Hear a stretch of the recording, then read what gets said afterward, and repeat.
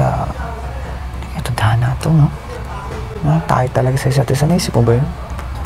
Tayo talaga sa isa't isa.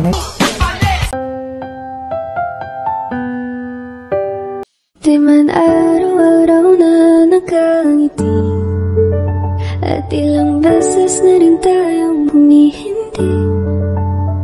Pero ano mo nga naman, sobrang lawak ng mundo. Isipin mo, dito pa tayo nagkita, oh. Kuya talaga. Mukhang delikado na naman ako. Bakit ba kinikilig na naman ako? Pero ngayon ay parang kakaiba. Pag nakatingin sa iyong mata, ang mundo ay kalma. Di kaya tadhana to, no? Tayo talaga sa isa't isa. Naisip mo ba yun? Ito tayo, ngunit sa huli palagi babalik pa rin sa yakap mo. Di bale, pinuruan naman ako ng airpot ko na mas madaling huliin ng manok kapag nakatali. Pero lang, di ka naman manok, di ka haso, di ka hayop, di ka baboy.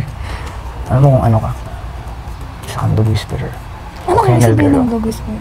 Yung nagpapaamo. At ako yung aso. Kasi sa'yo lang ako umamoy. Ikaw pa rin palang hanap-hanap marapa, na kahit magpanggap di matatago na ang iyong yakap. Hanap-hanap marapa. Sarap. Ano siya? Baka magbago pa yung isip mo. Saka pag nagka-problema ka at saka pag nagka-problema ka, lagi mong alalaan yun na nandito lang ako. Walang pakialam sa'yo. Sira ulo.